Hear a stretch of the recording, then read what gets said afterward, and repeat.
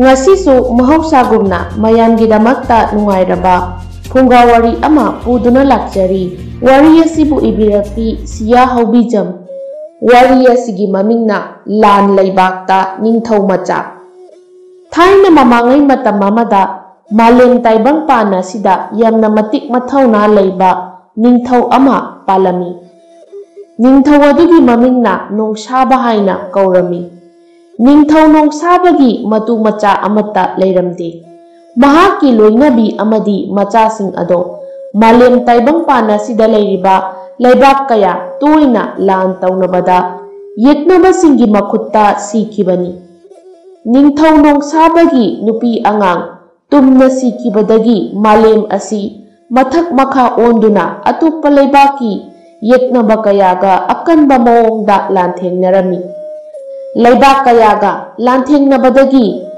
miyoi kaya amasu sirami langza kayana miyoi bagi asib hakchang adubu chari malem taibang pan asi miyoi bagi ikeng amadi saru polangtana thalami miyoi bakaya amagi punsi mangkre mayum makai pumnamak loina mangle atik akaitana thalle matam kuina lan tauraba matung pumnamak mangba loiraba matung lan su lepkre ningthau nongsaba matu macha kainakhibadagi amuk hanna mayum pankidre mahakna landa mama mapa sikraba kanasu laijadraba angang nupa anibu lanphamdagi kanbiratuna mahakna hek pokchaba machagumna nungsina yokpirakhi ningthau nongsabagi machanupa ani adugi mamingna mangal amadi telhaiba kaurami ningthau nongsabana masa kalingai matamda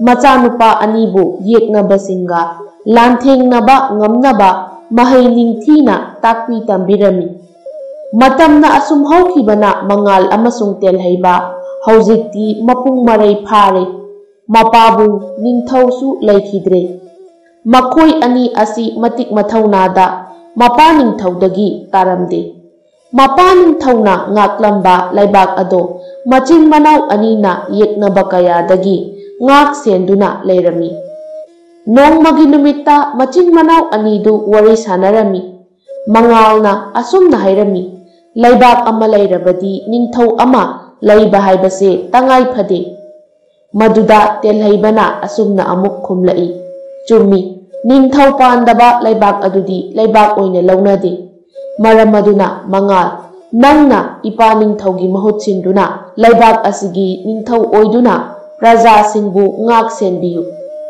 telhaibagi wadu tabada mangalna asumna amuk hanglai telhaiba ipa ningthauna hinglingai matamda aikhoi ichil inau anibu kaidonungda lapthuknaganu nachin nanauna tokhai tokhai ne leirabadi yeknabasingna lakchakigani haina hairamba ado nang kaurabra telhaibana asumna amuk khumlai aikhoi ichil inauna angang oiringai sari pangal chaudringai oibana haibani haujikti ichil inau animak samu pangal chauri yeknabasinga lanthengnaba matamda mai leiduna chelaroi ipa ningthausu leitraba mafam ase ai makha tana leithaba pamdre maramaduna mangal nangna ningthau oiduna konung asibu ngak senduna raja singbu phatrabasinggi makhuttagi maning makha tamhallu aidi aigi haurafam oiriba mafam aduda chatuna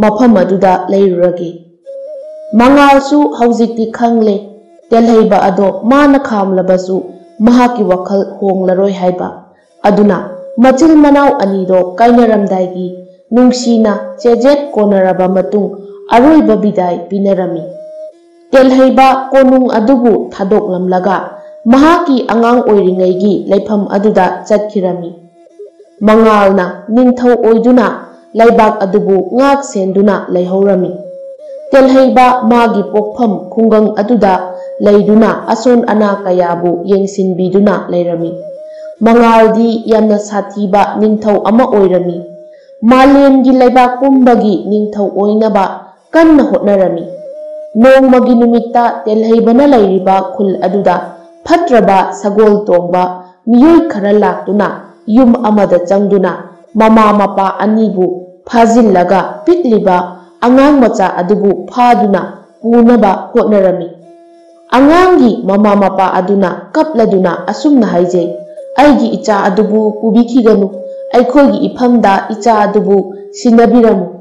Adudagi sagol tongba luchingba aduna asumna kumlai, nangi nachasi haujikti aigi nakta thamlaga chawraklaba matamda aigi lani oihangadawribani. Asi hairamlaga yum adudagi thoklakpada matai manau aniduna machabu pukidanaba luchingba adugi makhong kolaga khamjai. Maduda magi khongloisingna matai manau anidubu hatkro haiduna yathang pirami. Magi lanmising aduna matai manau anidubu hatoklami. Matam aduda telhaiba laktuna angang pharamliba miyoising aduda asumna hairami. Phajiliba angang ado thadoklamlaga nakhoi mafam asi thadokuna thuna chatkro. Aduda sagol tongba fattaba miyoising adugi maraktagi amana asumna humdaklami. He nupa nangdu mafam asi thadokuna nathwai hingnaba chenkro, natrabadi nangsu aikhoigi khutta soidana siragani. Adubu telhaibana khongpham amata lengdana laiba aduda miyoi amana sangsillaklaga thangsang aduna haitharai. Telhaibana laithokduna nupa adubu oina hatlami. Makhoigi mi halakpadagi makhoi mayam ado sauduna telhaibabu hatnaba koisilai. Aduga luchingba aduna asumna amuk hairai, haujikti nangsu aigi khutta loiba tare. Asi haiduna sangsilakpa matam aduda telhaibagi miyoi kharasu laklami. Miyoi kangbu ama lakpa aduda huranba fattaba sagol tongbasing ado chennaba tawrami. Adudagi sagol tongba luchingba aduna asumna hairami. Ngasidi nangi laibak laibadagi nangi punsido hingjare. Adubu nongmadi nang aigi khutta sigani. Asi hairamduna sagol thawraga chenkirami. Thawa yaudraba mama mapagi manakta soktuna lairiba angang adubu telhaibana pamkhatpirami. Mahaki khongloisingsu yausillaklami. Sokliba angang adugi asokpasing adubu hidak langthak hapiduna seba tawbiri. Chenkiba sagol tongba miyoising ado mafam amada laiduna makhoi masel wari sanari. Nupa amana asumna hairaklami. Ngasaigi nupa ado mathang amuk thengnabadadi hatkadabani. Maduda luchingba aduna yare nakhoi tuminna layu. Nupado aina thengnaba mafamda ma aigi khutta mathwai mangadawrabani. Asi haiduna nokli. Mayamdosu makhoigi luchingbana noi haiduna khakna amuk noklami. Telhaiba amadi magi khongloising ado makhoigi leifamda halaklami. Adubu khul ado yorokpa matamdadi khul aduda laiba khunjasing ado atopa fattaba miyoisingna tumna hatoklaga thanamle. Makhoigi marak adudagi nupa amana asumna hairaklami. Karisu lanjadaba khunjasing ase tamthina hatoklaga thanamlabako. Asi hairaga makha chiktuna makhukudak kullaga nonthaduna laikirami. Telhaibasu tawamliba matawadu ubada sauna magi thangsang ado satoklaga asumna hairaklami. Khunjasing asibu minungsi leitana hatlamliba sakhangdaba kanggu adubu thidoktuna tumna maru phukna manghangani. Maduda khongloi amana asumna amuk hairaklami. Tapthago tawamliba miyoising ado masak khangdriba phawba asaubasing ado phathako haujikti aikhoina lairiba mafam asi phawba naronda landaduna miyoi tumna hatlamlibani. Mama mapa leijadraba angangsingna lotuna lairiba kanasu khangdriba mafam aduda chattuna angangsing adubu ngak senduna lairurasi. Asi haiduna makhoi punna sagol tongduna laklami. Angangsingna lotuna lairiba mafam ado yaurakpada angang mayam adubu senaduna lairibi nupi aduna fattaba nupa amabu thangna thillaga hatuna lairami. Makhoibu nupi aduna hek ubaga thang ado haigatuna chensilai. Asumna tawribagi maramdi lakliba telhaibagi khongloising adubu fattaba angang phaba miyoini khanduna hatlage haiduna chensilakpani. Telhaibana khonglai thuna laithoklami. ꯑꯗꯨꯒ ꯅꯨꯄꯤ ꯑꯗꯨꯒꯤ ꯊꯥꯡ ꯑꯗꯨ ꯃꯨꯜꯂꯒ ꯑꯁꯨꯝꯅ ꯍꯥꯏꯔꯝꯃꯤ, ꯑꯩꯈꯣꯏ ꯃꯐꯝ ꯑꯁꯤꯗ ꯂꯩꯕ ꯑꯉꯥꯡꯁꯤꯡ ꯑꯗꯨꯕꯨ ꯉꯥꯛ ꯁꯦꯟꯅꯕ ꯂꯥꯛꯂꯤꯕꯅꯤ, ꯐꯠꯇꯕ ꯃꯤꯑꯣꯏ ꯅꯠꯇꯦ ꯍꯥꯏꯗꯨꯅ ꯍꯥꯏꯔꯝꯃꯤ꯫ ꯋꯥ ꯑꯗꯨ ꯇꯥꯕꯗ ꯅꯨꯄꯤ ꯑꯗꯨꯅ ꯂꯥꯛꯂꯤꯕꯁꯤꯡ ꯑꯗꯨꯕꯨ ꯑꯐꯕ ꯃꯤꯑꯣꯏꯅꯤ ꯈꯪꯂꯗꯨꯅ ꯑꯉꯥꯡꯁꯤꯡꯅ ꯂꯩꯔꯤꯕ ꯃꯅꯨꯡ ꯑꯗꯨꯗ ꯄꯨꯁꯤꯜꯂꯛꯂꯝꯃꯤ꯫ ꯑꯉꯥꯡ ꯃꯆꯥꯁꯤꯡ ꯑꯗꯨꯁꯨ ꯂꯥꯛꯂꯤꯕ ꯂꯥꯟꯃꯤꯁꯤꯡ ꯑꯗꯨꯒꯤ ꯃꯅꯥꯛꯇ ꯆꯦꯟꯁꯤꯜꯂꯛꯂꯝꯃꯤ, ꯍꯔꯥꯎꯅ ꯑꯉꯥꯡꯁꯤꯡ ꯑꯗꯨꯒ ꯂꯩꯃꯤꯟꯅꯔꯝꯃꯤ꯫ ꯑꯁꯣꯝꯗꯅ ꯅꯤꯡꯊꯧ ꯃꯉꯥꯜꯗꯣ ꯃꯥꯒꯤ ꯂꯥꯟꯃꯤ ꯃꯌꯥꯝ ꯑꯗꯨꯒ ꯄꯨꯟꯅ ꯂꯥꯛꯇꯨꯅ ꯂꯩꯕꯥꯛ ꯑꯗꯨꯗ ꯂꯩꯔꯤꯕ ꯐꯠꯇꯕ ꯀꯥꯡꯂꯨꯞ ꯑꯃꯒꯤ ꯂꯩꯐꯝ ꯑꯗꯨꯗ ꯂꯥꯛꯇꯨꯅ ꯂꯥꯟꯗꯥꯁꯤꯜꯂꯝꯃꯤ꯫ ꯅꯥꯀꯜ ꯑꯅꯤꯃꯛ ꯑꯀꯟꯕ ꯃꯑꯣꯡꯗ ꯂꯥꯟꯊꯦꯡꯅꯔꯝꯃꯤ꯫ ꯃꯃꯩꯊꯪꯗ ꯅꯤꯡꯊꯧ ꯃꯉꯥꯜꯅ ꯐꯠꯇꯕ ꯀꯥꯡꯂꯨꯞꯀꯤ ꯂꯨꯆꯤꯡꯕ ꯑꯗꯨꯒꯤ ꯃꯉꯛ ꯀꯛꯇꯨꯅ ꯍꯥꯠꯂꯝꯃꯤ꯫ ꯑꯁꯨꯝꯅ ꯂꯥꯟꯐꯝ ꯑꯗꯣ ꯃꯍꯥꯛꯅ ꯃꯥꯏ ꯄꯥꯛꯂꯝꯃꯤ꯫ ꯂꯥꯟ ꯂꯣꯏꯔꯗꯨꯅ ꯀꯣꯅꯨꯡ ꯇꯝꯅ ꯑꯃꯨꯛ ꯍꯜꯂꯛꯂꯝꯃꯤ꯫ ꯂꯥꯟꯊꯦꯡꯅꯔꯨꯕꯒꯤ ꯋꯥꯔꯕ ꯃꯥꯒꯤ ꯂꯥꯟꯃꯤ ꯃꯌꯥꯝ ꯑꯗꯨꯗ ꯅꯤꯡꯊꯧ ꯃꯉꯥꯜꯅ ꯑꯁꯨꯝꯅ ꯍꯥꯏꯔꯝꯃꯤ, ꯑꯩꯒꯤ ꯊꯧꯅꯥ ꯐꯔꯕ ꯂꯥꯟꯃꯤꯁꯤꯡ, ꯅꯣꯏꯒꯤ ꯅꯊꯧꯅꯥ ꯅꯔꯤꯡꯖꯦꯜꯕꯨ ꯅꯤꯡꯊꯧ ꯑꯩꯅ ꯊꯥꯒꯠꯂꯤ꯫ ꯉꯁꯤꯗꯤ ꯅꯣꯏꯅ ꯊꯛꯅꯤꯡꯕ ꯆꯥꯅꯤꯡꯕ ꯅꯅꯤꯡꯇꯝꯅ ꯆꯥꯔꯣ꯫ ꯅꯤꯡꯊꯧꯒꯤ ꯋꯥꯗꯨꯗ ꯂꯥꯟꯃꯤ ꯃꯌꯥꯝꯗꯣ ꯑꯃꯠꯇ ꯑꯣꯏꯅ ꯏꯅꯤꯡꯊꯧꯅ ꯌꯥꯏꯐꯔꯦ, ꯏꯅꯤꯡꯊꯧꯅ ꯌꯥꯏꯐꯔꯦ ꯑꯁꯨꯝꯅ ꯂꯥꯎꯔꯝꯃꯤ꯫ ꯃꯌꯥꯝ ꯑꯗꯣ ꯅꯤꯡꯊꯧꯒ ꯄꯨꯟꯅ ꯆꯥ ꯊꯛ ꯇꯧꯗꯨꯅ ꯂꯥꯟ ꯃꯥꯏ ꯄꯥꯛꯄꯒꯤ ꯅꯨꯡꯉꯥꯏꯕ ꯐꯣꯡꯗꯣꯛꯂꯤ꯫ ꯅꯨꯃꯤꯠ ꯑꯗꯣ ꯅꯣꯡꯁꯨ ꯀꯟꯅ ꯇꯥꯔꯛꯂꯝꯃꯤ꯫ ꯅꯨꯃꯤꯗꯥꯡ ꯋꯥꯏꯔꯝꯒꯤ ꯃꯇꯝꯅꯤ꯫ ꯅꯤꯡꯊꯧ ꯃꯉꯥꯜꯒꯤ ꯀꯣꯅꯨꯡꯗ ꯊꯕꯛ ꯇꯧꯗꯨꯅ ꯂꯩꯕꯤ ꯅꯨꯄꯤ ꯑꯃ ꯀꯣꯅꯨꯡꯒꯤ ꯁꯒꯣꯜ ꯊꯝꯐꯝ ꯁꯪꯗꯒꯤ ꯁꯒꯣꯜ ꯑꯃ ꯇꯣꯡꯗꯨꯅ ꯃꯌꯨꯝꯗ ꯍꯜꯂꯛꯂꯝꯃꯤ꯫ ꯅꯨꯄꯤ ꯑꯗꯨꯅ ꯁꯒꯣꯜ ꯇꯣꯡꯗꯨꯅ ꯑꯁꯨꯝ ꯂꯥꯛꯄꯗ ꯑꯇꯣꯞꯄ ꯂꯩꯕꯥꯛꯀꯤ ꯂꯥꯟꯃꯤꯁꯤꯡꯒ ꯊꯦꯡꯅꯔꯝꯃꯤ꯫ ꯂꯥꯟꯃꯤ ꯑꯗꯨꯕꯨ ꯂꯨꯆꯤꯡꯗꯨꯅ ꯂꯥꯛꯂꯤꯕ ꯑꯗꯨꯅ ꯑꯁꯨꯝꯅ ꯍꯥꯏꯔꯛꯏ, ꯌꯦꯛꯅꯕꯒꯤ ꯂꯩꯕꯥꯛꯀꯤ ꯑꯔꯣꯟ ꯑꯊꯨꯞ ꯈꯪꯗꯣꯛꯅꯕ ꯂꯥꯛꯄꯁꯤꯗꯤ ꯅꯤꯡꯊꯤꯔꯕꯤ ꯅꯨꯄꯤ ꯑꯃ ꯍꯥꯟꯅ ꯊꯦꯡꯅꯔꯦ꯫ ꯑꯁꯤ ꯍꯥꯏꯗꯨꯅ ꯃꯈꯣꯏ ꯃꯌꯥꯝ ꯑꯗꯣ ꯅꯣꯛꯂꯤ꯫ ꯅꯨꯄꯤ ꯑꯗꯨꯅ ꯁꯒꯣꯜ ꯑꯗꯨꯕꯨ ꯊꯧꯗꯨꯅ ꯆꯦꯟꯒꯦ ꯍꯥꯏꯅ ꯇꯧꯕꯒ ꯑꯇꯣꯞꯄ ꯂꯩꯕꯥꯛꯀꯤ ꯂꯥꯟꯃꯤꯁꯤꯡ ꯑꯗꯨꯅ ꯀꯣꯏꯁꯤꯟꯗꯨꯅ ꯐꯥꯔꯝꯃꯤ, ꯑꯗꯨꯒ ꯅꯨꯄꯤ ꯑꯗꯨꯕꯨ ꯇꯝꯊꯤꯅ ꯐꯨꯗꯠꯂꯝꯃꯤ꯫ ꯐꯨꯕꯒꯤ ꯋꯥꯈꯜ ꯃꯥꯡꯗꯨꯅ ꯂꯩꯃꯥꯏꯗ ꯇꯥꯔꯤꯕꯤ ꯅꯨꯄꯤ ꯑꯗꯨꯕꯨ ꯃꯥꯅ ꯇꯣꯡꯂꯛꯂꯤꯕ ꯁꯒꯣꯜ ꯑꯗꯨꯒꯤ ꯃꯊꯛꯇ ꯍꯥꯞꯀꯠꯂꯒ ꯆꯠꯍꯟꯈꯤꯔꯝꯃꯤ꯫ ꯃꯈꯣꯏꯅ ꯍꯥꯠꯄꯒꯤ ꯃꯍꯨꯠ ꯐꯨꯔꯒ ꯆꯠꯍꯟꯈ꯭ꯔꯤꯕ ꯑꯗꯨ ꯅꯤꯡꯊꯧ ꯃꯉꯥꯜꯕꯨ ꯎꯁꯤꯠꯇꯦ ꯍꯥꯏꯕ ꯈꯪꯍꯟꯒꯦ ꯍꯥꯏꯗꯨꯅ ꯊꯥꯈ꯭ꯔꯤꯕꯅꯤ꯫ ꯑꯗꯨꯕꯨ ꯁꯒꯣꯜ ꯑꯗꯣ ꯅꯤꯡꯊꯧꯒꯤ ꯀꯣꯅꯨꯡꯂꯣꯝꯗ ꯆꯠꯇꯅ ꯑꯇꯣꯞꯄ ꯂꯝꯕꯤ ꯑꯃꯗ ꯆꯠꯈꯤꯔꯝꯃꯤ꯫ ꯑꯁꯨꯝꯅ ꯑꯗꯨꯝ ꯂꯥꯛꯄꯅ ꯅꯣꯡꯉꯥꯜꯂꯛꯂꯦ꯫ ꯑꯌꯨꯛꯀꯤ ꯃꯇꯝꯅꯤ꯫ ꯅꯨꯄꯤ ꯑꯗꯨꯕꯨ ꯁꯒꯣꯜ ꯑꯗꯨꯅ ꯃꯊꯛꯇꯒꯤ ꯂꯩꯃꯥꯏꯗ ꯊꯥꯗꯗꯨꯅ ꯅꯨꯄꯤ ꯑꯗꯨꯒꯤ ꯃꯃꯥꯏꯗ ꯂꯦꯞꯇꯨꯅ ꯂꯩꯔꯝꯃꯤ꯫ ꯅꯨꯄꯤ ꯑꯗꯨꯅ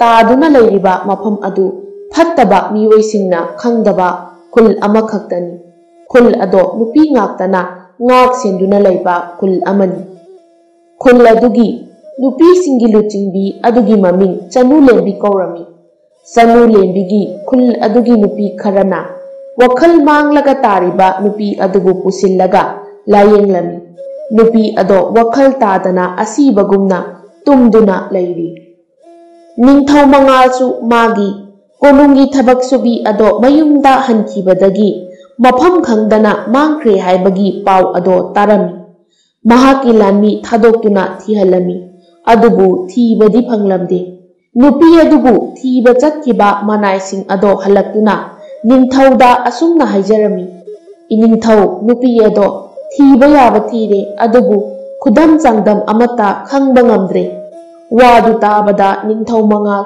ꯃꯊ꯭ꯋꯥꯏ ꯋꯥꯅ ꯃꯔꯨ ꯂꯨꯛꯇꯨꯅ ꯂꯩꯔꯤ꯫ ꯅꯤꯡꯊꯧꯒꯤ ꯂꯥꯟꯃꯤ ꯂꯨꯆꯤꯡꯕ ꯑꯗꯨꯅ ꯅꯨꯄꯤ ꯑꯗꯨꯕꯨ ꯊꯤꯕ ꯆꯠꯂꯨꯕ ꯂꯥꯟꯃꯤꯁꯤꯡ ꯑꯗꯨꯕꯨ ꯊꯣꯛꯈꯤꯅꯕ ꯌꯥꯊꯪ ꯇꯧꯔꯝꯃꯤ꯫ ꯀꯣꯅꯨꯡꯗ ꯊꯕꯛ ꯇꯧꯕꯤ ꯅꯨꯄꯤ ꯑꯗꯣ ꯅꯤꯡꯊꯧ ꯃꯉꯥꯜꯅ ꯅꯨꯡꯁꯤꯖꯕꯅꯤ꯫ ꯃꯔꯝ ꯑꯗꯨꯅ ꯃꯍꯥꯛꯅ ꯅꯨꯄꯤ ꯑꯗꯨꯕꯨ ꯊꯤꯕ ꯐꯪꯗ꯭ꯔꯦ ꯍꯥꯏꯕꯗ ꯋꯥꯔꯤꯕꯅꯤ꯫ ꯅꯤꯡꯊꯧꯒꯤ ꯑꯋꯥꯕ ꯑꯗꯨꯗ ꯂꯥꯟꯃꯤ ꯂꯨꯆꯤꯡꯕ ꯑꯗꯨꯅ ꯑꯁꯨꯝꯅ ꯍꯥꯏꯖꯩ, ꯏꯅꯤꯡꯊꯧ ꯊꯋꯥꯏ ꯋꯥꯕꯤꯒꯅꯨ, ꯅꯨꯄꯤ ꯑꯗꯨꯕꯨ ꯐꯪꯅꯕ ꯁꯣꯏꯗꯅ ꯊꯤꯖꯒꯦ꯫ ꯉꯁꯥꯏ ꯃꯈꯩ ꯇꯨꯃꯤꯟꯅ ꯂꯩꯔꯝꯕ ꯅꯤꯡꯊꯧ ꯃꯉꯥꯜ ꯍꯧꯖꯤꯛꯇꯤ ꯑꯁꯥꯎꯕ ꯑꯃꯒ ꯂꯣꯏꯅꯅ ꯑꯁꯨꯝꯅ ꯍꯥꯏꯔꯛꯂꯝꯃꯤ, ꯀꯔꯤꯒꯨꯝꯕ ꯃꯍꯥꯛꯅ ꯑꯩꯒꯤ ꯅꯥꯛꯇ ꯍꯤꯡꯅꯕꯨ ꯍꯜꯂꯛꯂꯕꯁꯨ, ꯃꯍꯥꯛꯀꯤ ꯑꯁꯤꯕ ꯍꯛꯆꯥꯡ ꯑꯣꯏꯅ ꯐꯪꯂꯕꯁꯨ, ꯃꯍꯥꯛꯄꯨ ꯑꯋꯥꯕ ꯄꯤꯔꯝꯕ ꯃꯤꯑꯣꯏꯁꯤꯡꯗꯣ ꯑꯩꯅ ꯂꯦꯝꯅ ꯑꯃꯠꯇ ꯊꯥꯔꯣꯏ꯫ Nakal amaromdana angang mayam aduna telhaibada yomsinduna leiri.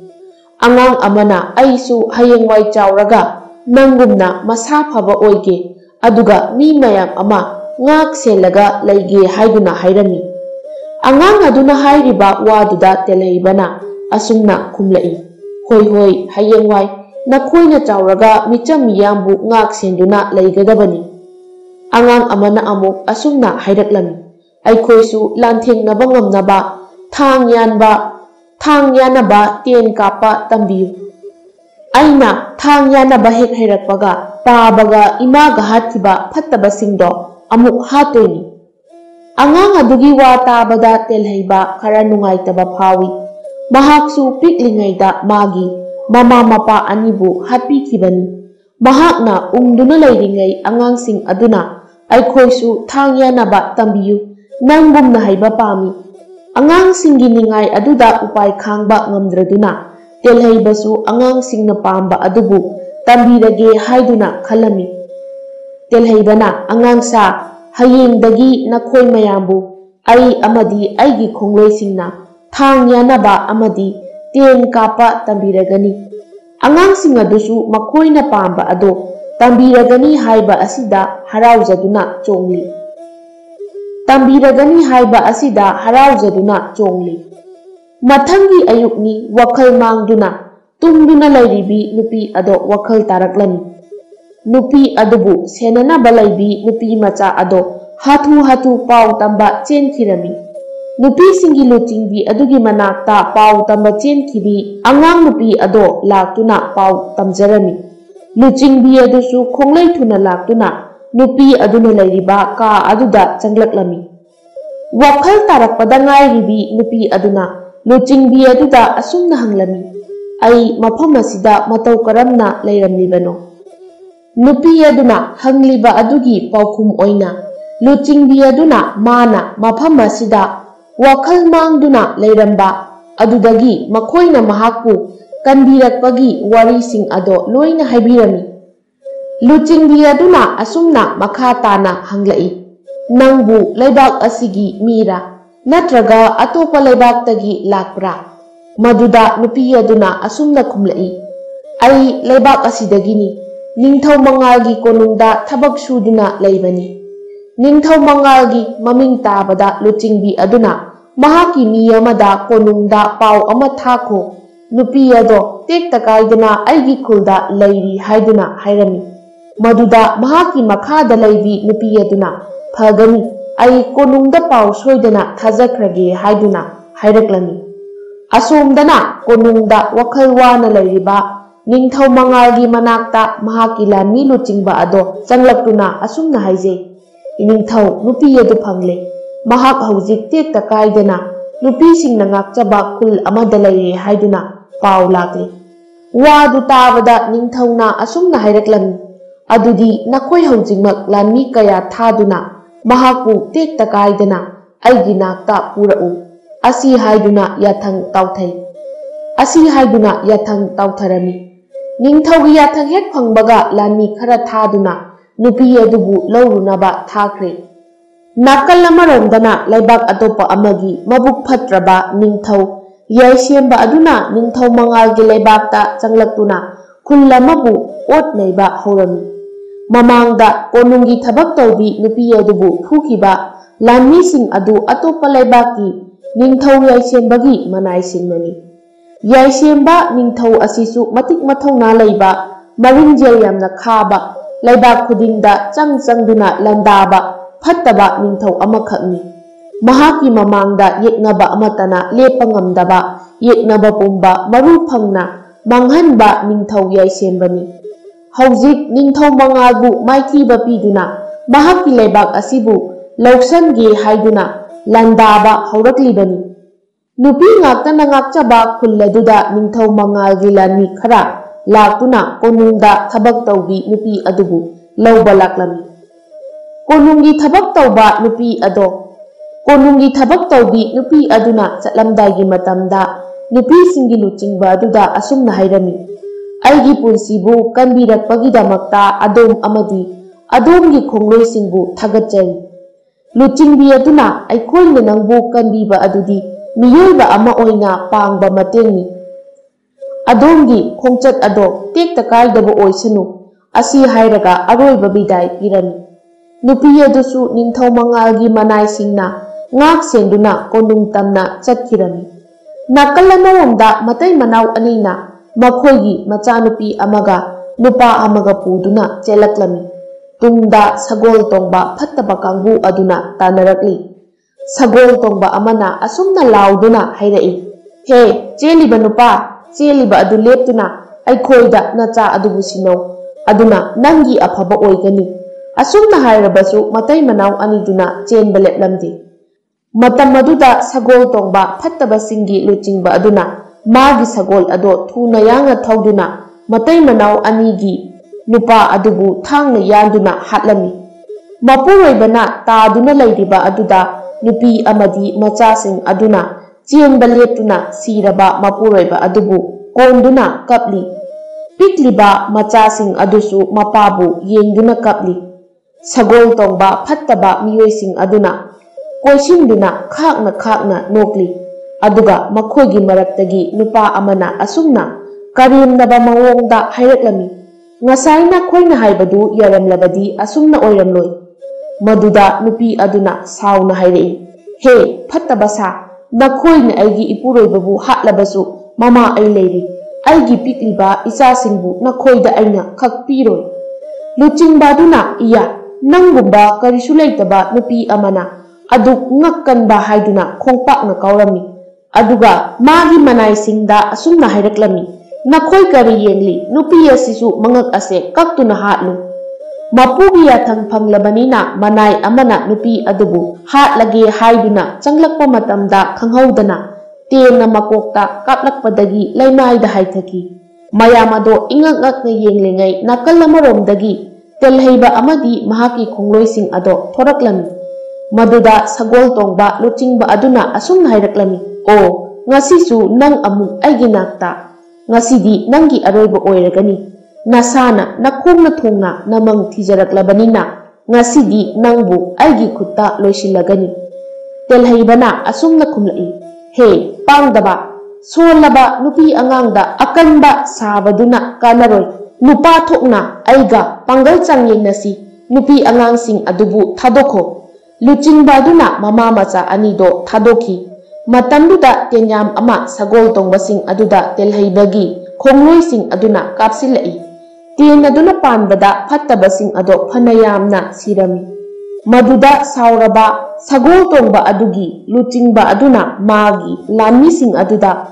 ꯂꯥꯟ ꯍꯧꯔꯣ ꯍꯥꯏꯗꯨꯅ ꯌꯥꯊꯪ ꯄꯤꯔꯛꯄꯗꯒꯤ ꯃꯈꯣꯏ ꯃꯌꯥꯝ ꯑꯗꯣ ꯁꯒꯣꯜ ꯊꯧꯖꯤꯜꯂꯛꯇꯨꯅ ꯂꯥꯟꯊꯦꯡꯅꯔꯝꯃꯤ꯫ ꯅꯥꯀꯜ ꯑꯅꯤꯃꯛꯇ ꯑꯀꯟꯕ ꯃꯑꯣꯡꯗ ꯑꯃꯅ ꯑꯃꯕꯨ ꯃꯥꯏꯊꯤꯕ ꯄꯤꯅꯕ ꯑꯔꯩꯕ ꯊꯧꯅꯥ ꯄꯥꯡꯒꯜ ꯄꯨꯊꯣꯛꯇꯨꯅ ꯂꯥꯟꯊꯦꯡꯅꯔꯤ꯫ ꯇꯦꯜꯍꯩꯕꯒꯤ ꯈꯣꯡꯂꯣꯏꯁꯤꯡꯅ ꯁꯒꯣꯜ ꯇꯣꯡꯕꯁꯤꯡ ꯑꯗꯨꯕꯨ ꯂꯥꯛꯆꯕ ꯍꯦꯟꯖꯤꯜꯂꯛꯏ꯫ ꯇꯦꯜꯍꯩꯕꯅ ꯁꯒꯣꯜ ꯇꯣꯡꯕ ꯂꯨꯆꯤꯡꯕ ꯑꯗꯨꯕꯨ ꯃꯥꯒꯤ ꯊꯥꯡꯁꯥꯡ ꯑꯗꯨꯅ ꯃꯈꯨꯠ ꯅꯥꯝꯃ ꯀꯛꯊꯠꯂꯤ꯫ ꯂꯨꯆꯤꯡꯕ ꯑꯗꯨꯅ, "ꯏꯌꯥ, ꯑꯩꯒꯤ ꯈꯨꯠ ꯅꯥꯝꯃꯇꯅ ꯑꯣꯏꯔꯕꯁꯨ ꯅꯪꯒꯤ ꯅꯀꯣꯛ ꯑꯗꯣ ꯀꯛꯇꯨꯅ ꯍꯥꯠꯀꯅꯤ" ꯍꯥꯏꯗꯨꯅ ꯆꯦꯟꯁꯤꯜꯂꯛꯏ꯫ ꯃꯗꯨꯗ ꯇꯦꯜꯍꯩꯕꯅ ꯈꯣꯡꯂꯩ ꯊꯨꯅ ꯆꯦꯟꯁꯤꯟꯗꯨꯅ ꯂꯨꯆꯤꯡꯕ ꯑꯗꯨꯒꯤ ꯃꯊꯕꯥꯛꯇ ꯊꯥꯡꯅ ꯊꯨꯝꯅ ꯊꯤꯟꯖꯤꯜꯂꯤ꯫ ꯑꯗꯨꯒ ꯑꯁꯨꯝꯅ ꯍꯥꯏꯔꯛꯏ, "ꯅꯪꯒꯨꯝꯕ ꯐꯠꯇꯕ ꯃꯤꯑꯣꯏꯁꯤꯡꯁꯦ ꯂꯣꯏꯁꯤꯟꯅꯕꯒꯤꯗꯃꯛꯇ ꯑꯩ ꯂꯩꯔꯤ" ꯑꯁꯤ ꯍꯥꯏꯗꯨꯅ ꯂꯨꯔꯦꯜ ꯑꯗꯨꯕꯨ ꯀꯛꯊꯠꯂꯤ꯫ ꯐꯠꯇꯕ ꯁꯒꯣꯜ ꯇꯣꯡꯕ ꯄꯨꯝꯅꯃꯛ ꯇꯨꯝꯅ ꯂꯣꯏꯁꯤꯜꯂꯤ꯫ ꯃꯃꯥ ꯃꯆꯥ ꯑꯗꯨꯕꯨ ꯇꯦꯜꯍꯩꯕꯅ ꯃꯈꯣꯏꯒꯤ ꯂꯩꯐꯝ ꯑꯗꯨꯗ ꯄꯨꯗꯨꯅ ꯂꯥꯛꯂꯤ꯫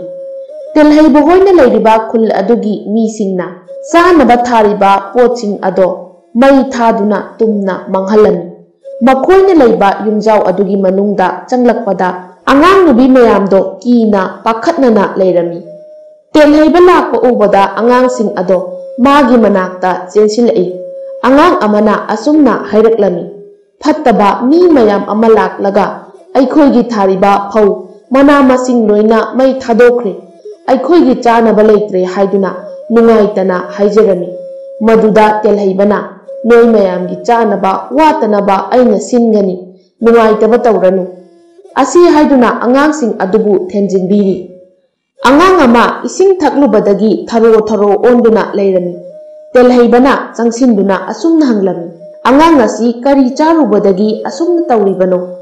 Maduda angang senabi nupi aduna kumlaklami. Ising taklubadagi laymaida haitharaga tharo tharo onduna laikribasini. Angang na taklamba ising adubu telhaibana manam namduna yenglubada hu hapchinba ising oirami. Adudagi asumna mayamdo tanaba laurai. Nakhoi kana amata ising ado thakanu. Ising ado hu yauraba ising ni hairaklami. Taduna layriba angang adubu telhaibagi khongloi amana yenglubada angang ase kanba ngamlaroi hairaklami. Wadu tabada angang senabi nupi ado kanna kaplami. Atay mayamdusu nungaitana layjay.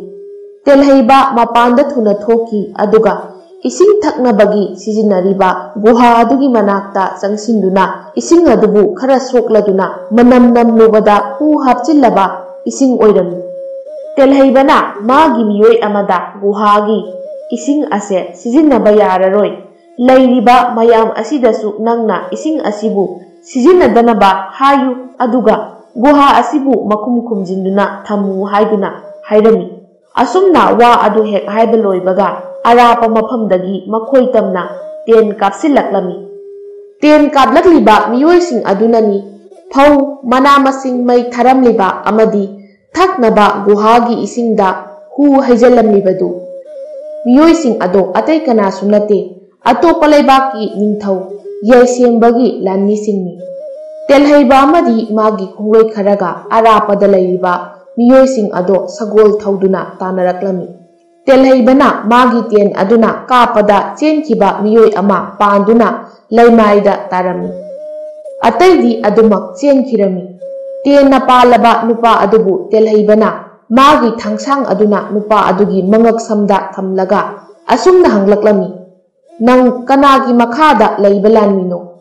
Maduda nupa aduna karisu kumlamde. Karisu khangjadaba angang amabu thaknaba isingda hu hapchinduna thawai manghankibagi asaubana khangba ngamdraba telhaibagi khongloi nupa amana sangsilaklaga tena palaba nupa adugi khusa ado thangna kakthatli.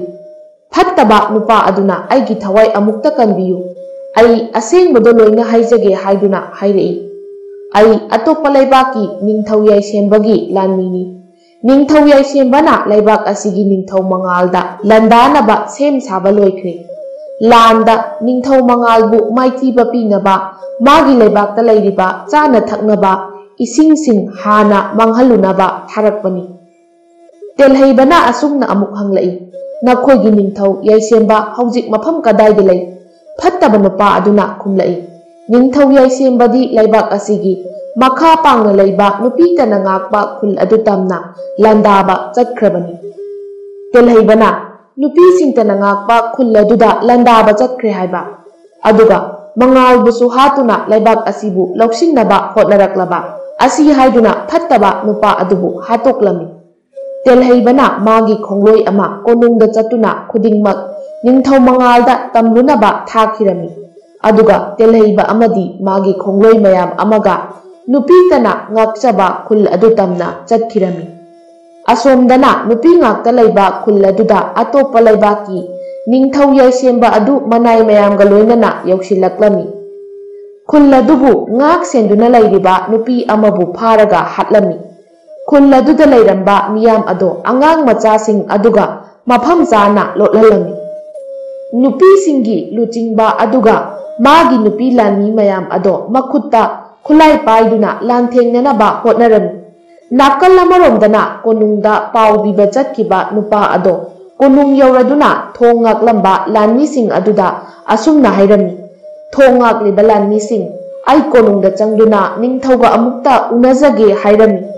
Adubu thong ngakliba nupa amana khumlai. Ningthaugi ayaba amukta hana laujarukige. Natrabadi konungda changduna ningthauga unaba yaroi.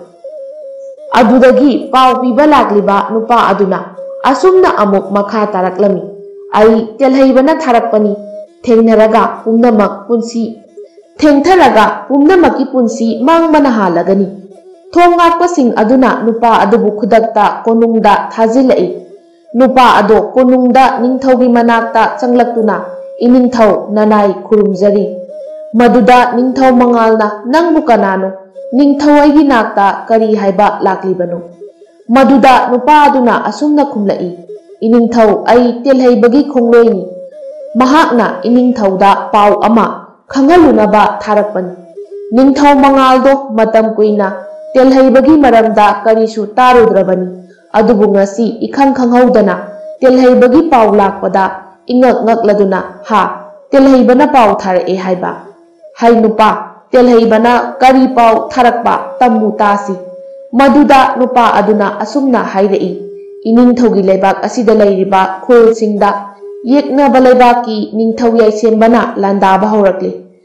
Aduda ningthauna kari haiba yeknaba leibaki ningthau yaisembana aigi leibakta landaba hauраklaba he tamba nupa yeknaba ningthau ado haujik karamba khulda landaba zatki hayu. Maduda nupa aduna asumna nupi singtana ngakchaba khul aduda landaba chatkre. Telhaibasu magi khongloi mayam amaga loinana lanthengnaba chatkrabani aibu pawasi ningthauda tamlunaba tharakpani.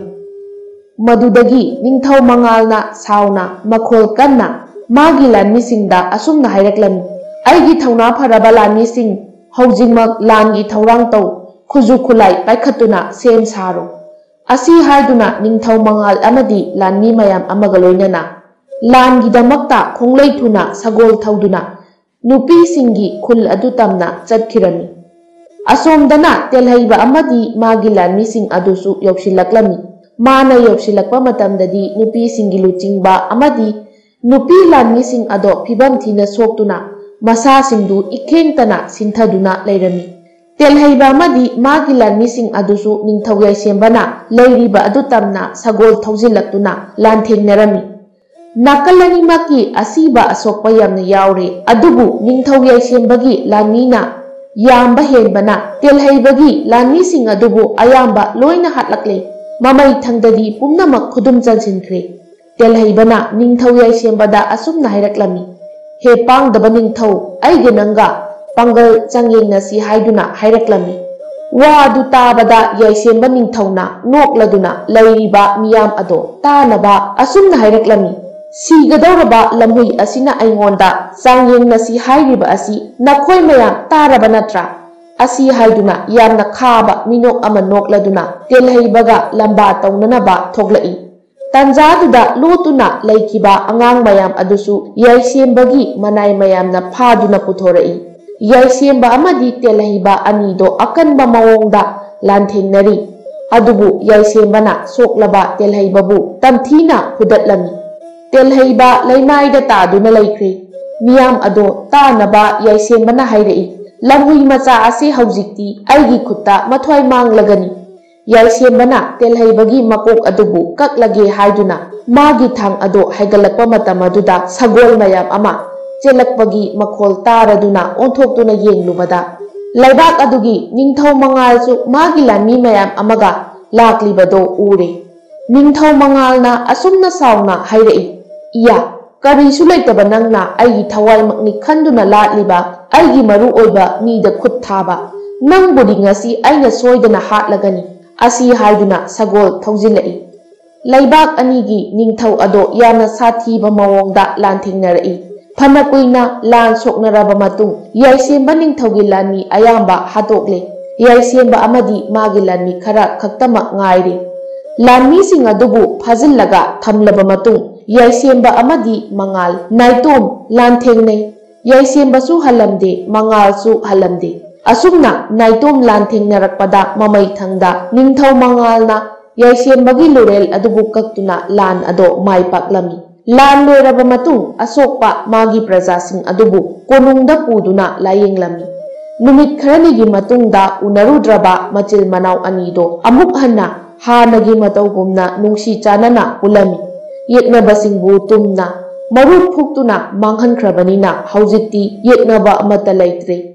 Ningthau mangalsu mana nungsijabi konungda thabak tawrambi nupi aduga luhongkhre amadi laibak miyam adubusu machin manau anina hanagi matawgumna maning makha tamna nungaina hingalami. Asumna yeknaba yaudana yamna ingna chikna panba laibak ama oiduna nungaina leikirami.